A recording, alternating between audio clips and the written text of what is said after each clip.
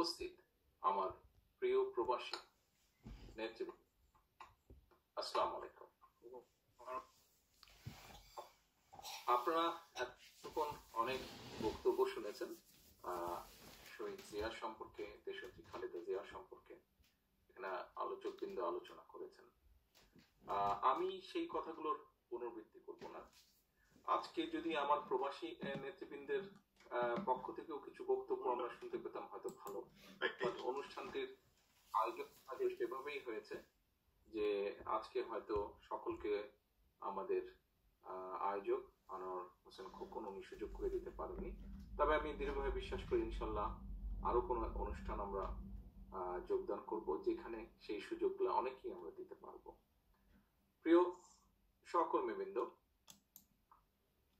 শহীদ রাষ্ট্রপতি জিয়াউর রহমান কিভাবে কোন প্রেক্ষাপটে উনি দেশের দায়িত্ব পেয়েছিলেন এবং একই সাথে দায়িত্ব পাওয়ার পরে কিভাবে বিভিন্ন সেক্টরে দায়িত্ব পালন করেছেন, অর্থাৎ দেশ ও জাতিকে সামনে এগিয়ে নিয়ে যাওয়ার জন্য ওনার অবস্থান থেকে যা যা করা সম্ভব ছিল ওনার জন্য যা যা করতে পেরেছেন, কম বেশি প্রায় সকল কিছু নিয়ে আমরা আলাপ আলোচনা করেছি।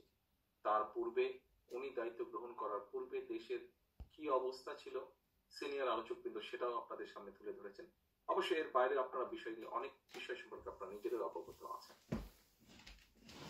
প্রিয় সহকর্মীবৃন্দ, শহীদ রাষ্ট্রপতি জিয়াউর রহমান আমাদের দলের প্রতিষ্ঠাতা। আমরা যে বাংলাদেশী জাতীয়তাবাদের যে আদর্শে বিশ্বাস করি সেই আদর্শের প্রবক্তা। পরবর্তীতে আমাদেরকে নেতৃত্ব দিয়েছেন দেশনেত্রী খালেদা জিয়া। আমরা যদি এই দুজন মানুষকে পর্যালোচনা করি, এই দুজন মানুষকে যদি আমরা অনুসরণ করতে চাই, যদি সত্যিকার ভাবে তাদের নেতৃত্ব আমরা বিশ্বাস করি, তাহলে একটি জিনিস আমাদেরকে বা একটি বিষয় আমাদেরকে সিদ্ধান্ত নিতে হবে। কি সেই বিষয়টি? দেখুন, একটি রাজনৈতিক দলের একটি লক্ষ্য বা উদ্দেশ্য থাকে। আমরা যদি সংক্ষেপে দেখি, সবসময় আমরা দেখব সেটি আমরা যখন সরকারের দায়িত্বে ছিলাম অথবা আমরা বিরোধী দলে ছিলাম, প্রত্যেকটি সময় আমরা চেষ্টা করেছি আমাদের সামনে একটি বিষয় রাখতে, দেশ এবং জনগণ। দেশ এবং জনগণ আমরা আলোচনার মাধ্যমে আমাদের বিবেক, বুদ্ধি, অভিজ্ঞতা সব কিছু দিয়ে আমরা বিবেচনা করেছি কোনটি দেশের স্বার্থে যাবে, কোনটি জনগণের পক্ষে যাবে।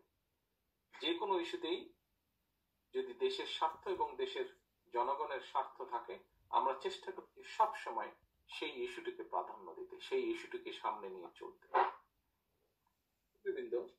বিএনপি একটি রাজনৈতিক দল এবং একটি রাজনৈতিক দল হিসেবে এর কিছু পরিকল্পনা থাকে, এর কিছু আদর্শ থাকে।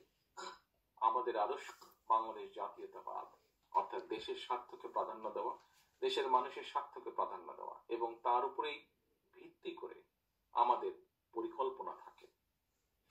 আমরা যদি রিসেন্ট সিচুয়েশন গুলো বা রিসেন্ট বিষয়গুলো পর্যালোচনা করি, আমরা দেখব যে দেশে একটি শব্দ এখন খুব পপুলার, সংস্কার সংস্কার সংস্কার। 5ই আগস্ট, গত বছর 5ই আগস্ট স্বৈরাচার, বাংলাদেশের কাঁধে চেপে থাকা স্বৈরাচার পালিয়ে গেছে দেশ থেকে। শুধু পতনই হয়নি, পতন তো হয়েছে স্বৈরাচারের যে লিডার সে পালিয়ে গিয়েছে দেশ থেকে, যেটি ছিল বাংলাদেশের বিএনপি সহ সকল গণতান্ত্রিক রাজনৈতিক দলগুলো। তাদের লক্ষ্য উদ্দেশ্য ছিল স্বৈরাচারের পতন ঘটানো। গণ অভ্যুত্থান, জনতার অভ্যুত্থানে 5ই আগস্ট আলহামদুলিল্লাহ সেটি সম্ভব হয়েছে। স্বৈরাচার নেই, তার আগে আমাদের লক্ষ্য উদ্দেশ্য একটাই ছিল, স্বৈরাচারের পতন। আলহামদুলিল্লাহ আল্লাহর রহমতে আমরা সেটি অর্জন করতে সক্ষম হয়েছে। এখন সামনে কি এটির একটি ইমিডিয়েট আলাপ হিসাবে যেটি এসছে সংস্কার। হ্যাঁ, সংস্কার নামক যে বিষয়টি বা সংস্কার বলতে যা বোঝায়, অবশ্যই স্বৈরাচার গত 15 বছরে দেশের বিভিন্ন রাষ্ট্র কাঠামো ভেঙে চুরে গুড়িয়ে দিয়েছে। অবশ্যই ক্ষেত্র বিশেষে বেশ কিছু জায়গায় সংস্কারের প্রয়োজন আছে।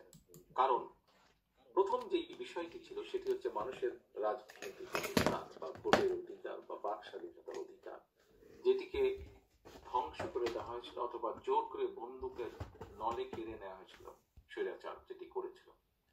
কাজেই প্রথমেই হচ্ছে মানুষের অধিকার, রাজনৈতিক অধিকার, রাজনৈতিক ক্ষমতা, সেটিকে এস্টাবলিশ করা, সেটিকে প্রতিষ্ঠিত করা। এবং সেটিকে যদি প্রতিষ্ঠিত করতে হয়, যার জন্য অনেকে হয়তো বলতে পারে বা অনেকে হয়তো বলছেও যে শুধু কি একটি ভোটের জন্যই এত মানুষ জীবন দিয়েছে।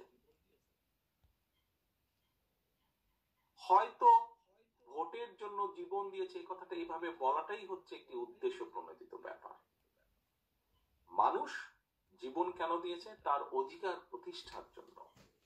এবং রাজনৈতিক ভাবে অধিকার তখনই প্রতিষ্ঠিত হয়, আপনারা এখানে বিভিন্ন মানুষ, বিভিন্ন নেতৃবৃন্দ বিভিন্ন দেশ থেকে যোগদান করছেন। প্রায় অনেকগুলো দেশেই গণতান্ত্রিক চর্চা হয়ে থাকে। যারা গণতান্ত্রিক দেশগুলোতে বাস করছেন আপনারা খুব ভালো করেই জানেন, গণতন্ত্র প্রতিষ্ঠা পূর্ব শর্তই হচ্ছে জনগণের মতামতের ভিত্তি বা ভোট ব্যবস্থা। ভোটের মাধ্যমেই জনগণের বক্তব্য, জনগণের রায়, জনগণের মতামত দিয়ে থাকে। কাজেই আপনি সংস্কার করুন বা যেতেই করুন না কেন, এটিকে যদি বাস্তবায়ন করতে হয়, এই সংস্কারের পরিবর্তনটাকে যদি ধরে রাখতে হয়, অবশ্যই সেখানে জনগণের ম্যান্ডেট থাকতে হবে। সংস্কারটি কার জন্য? সংস্কারটি অবশ্যই জনগণের জন্য, দেশের জন্য। কাজেই জনগণের জন্য যদি সেই সংস্কার হয়ে থাকে, অবশ্যই সেটিকে জনগণের ভিত্তির উপরে, জনগণের মতামতের উপরেই ছেড়ে দিতে হবে এবং করতে হবে ভোটের মাধ্যমেই করতে হবে।